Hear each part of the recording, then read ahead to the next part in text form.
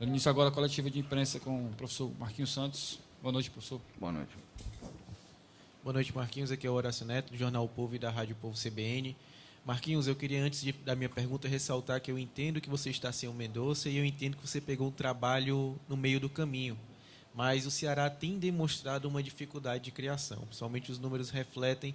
Hoje o Ceará conseguiu, no segundo tempo, apenas acertar uma bola no alvo das poucas finalizações que conseguiu.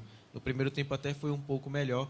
E no jogo anterior, contra o Cuiabá, também no segundo tempo, apenas uma bola no alvo, né?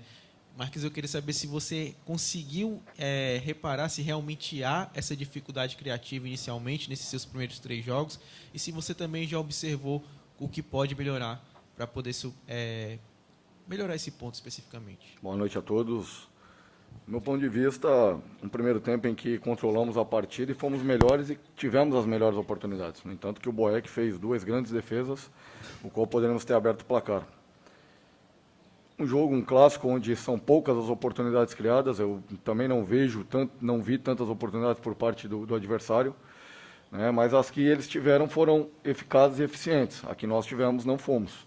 Claro que nós precisamos melhorar, precisa evoluir. Nesse quesito são 3 jogos sem fazer gols e precisa mais só o trabalho, né? E esse pouco tempo que temos a gente tem que saber conduzir bem, para que não corra risco de perder mais atletas. Então, são ajustes que têm que ser feitos, são 3 treinos praticamente que eu dei, cada treino com 15 a 20 minutos, podendo ajustar algumas coisas, mas nesse quesito técnico, né, puramente falando da finalização, nós temos que melhorar para que se possa buscar a vitória e transformar o maior volume, a maior posse de bola em oportunidade de gols. Marquinhos, boa noite aqui, Del Luiz da Rádio Verde Mares, tudo bem? Marquinhos, eu queria que você explicasse por que o segundo tempo tão ruim da tua equipe, que não agrediu o adversário. E uma outra situação, por que a manutenção do Vina, que foi uma figura hoje decorativa em campo?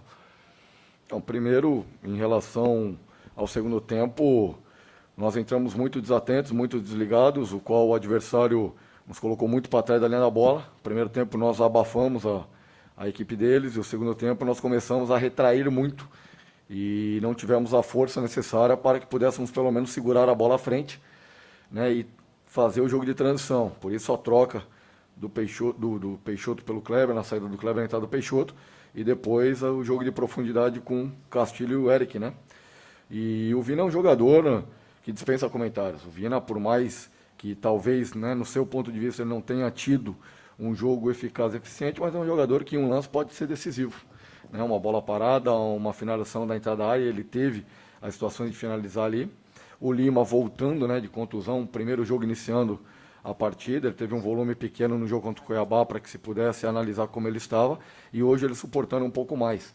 Não fizemos um bom segundo tempo e pagamos por ele, essa é a verdade. O adversário foi melhor no segundo tempo, nós fomos melhores, no meu ponto de vista, no primeiro, e era um jogo em que quem saísse à frente no placar, aí a questão mental, a questão de equilíbrio mental mesmo, poderia fazer a diferença e fez a favor deles. Mas é um jogo que está em aberto, né? São 180 minutos, foi vencido o primeiro tempo por eles. Vamos nos preparar, tem esse tempo necessário para o jogo da volta, né? Tem um tempo muito bom para o jogo da volta. E eu acredito muito no grupo, acredito na equipe, no poder de reação, e não será diferente. Nós estamos ainda vivos na Copa do Brasil, o jogo da volta e clássico, nós sabemos que um gol faz toda a diferença, sendo a nosso favor, para que se possa daí buscar o segundo gol e aí pensar numa situação de, quem sabe, classificar com um placar que nos dê a classificação ou brigar pela penalidade. Marquinhos, boa noite, aqui, Caio. Achei muito bacana no final do jogo, você entrou ali no campo, o Vina vinha saindo, e você cumprimentou o Vina e disse que não acabou. Não deu para entender o que você disse depois, mas, enfim, eu vi que você disse que não acabou com bastante firmeza. Nesse momento, esse tem que ser o espírito? Foi assim também dentro do vestiário? Você falou aí parte mental. O momento, nesse primeiro momento, tem que ser realmente trabalhada já essa parte mental? Como você disse, vai ter tempo até o próximo jogo para corrigir os erros que você detectou nesse primeiro duelo. Mas como é que foi dentro do vestiário? Foi nessa pegada? Doeu, acredito? Doeu. Primeiro, uma derrota que dói, sem dúvida nenhuma. Um clássico regional que transformou-se num clássico nacional hoje, né? A representatividade que se tem a nível nacional, e doeu. Saímos ali sentindo realmente essa derrota, não poderia ser diferente, um vestiário pesado, um vestiário em que os atletas se cobraram, realmente viram que o segundo tempo faltou o algo a mais, para que se pudesse, dentro de um clássico, sair vitorioso, o que o adversário acabou tendo.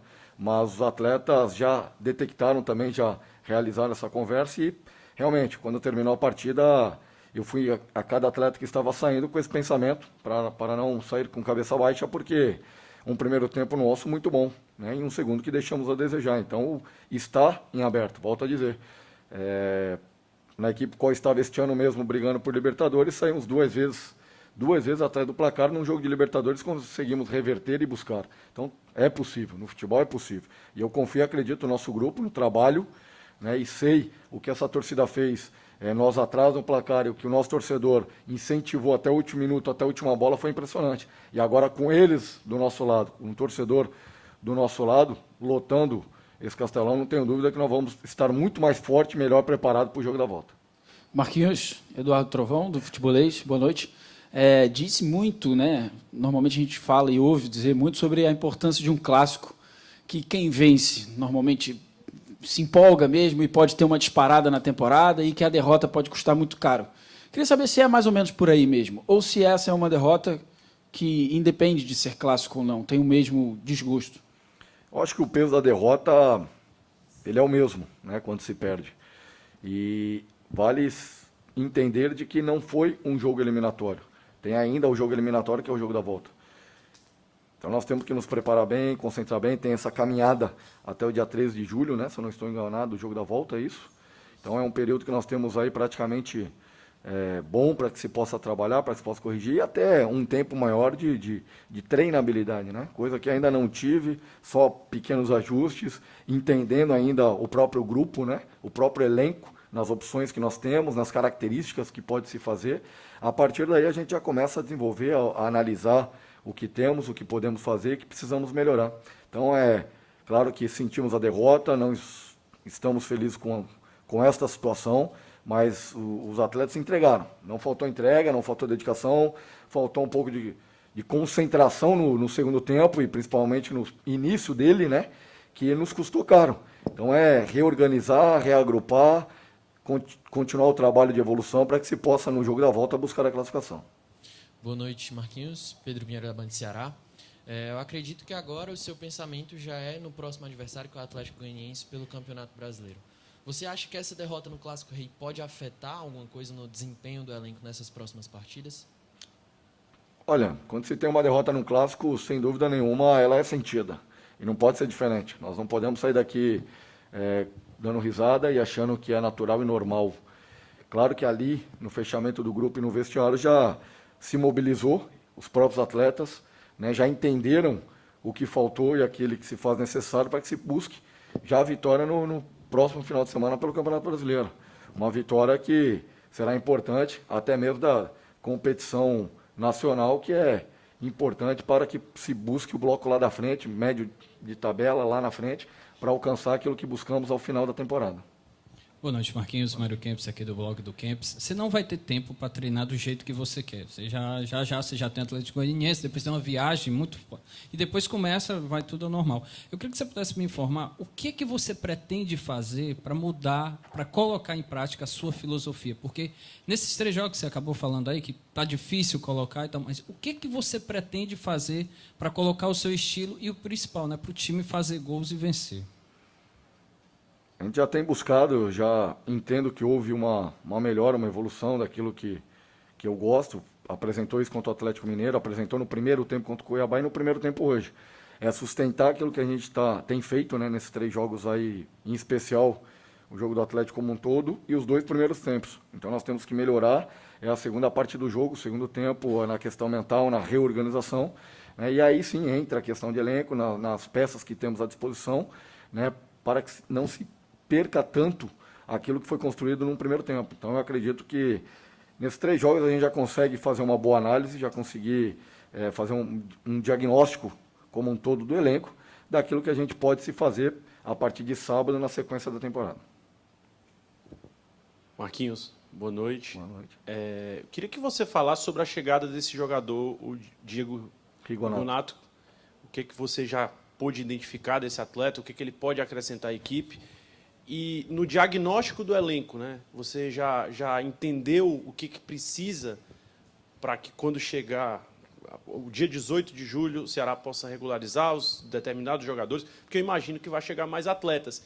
E seria até ideal para você que esses atletas pudessem chegar imediatamente para chegar no dia 18 e já estarem em condição ideal, condição boa de jogo. O Diego Rigonato era um atleta que já estava negociado, né, com o Ceará antes da minha chegada.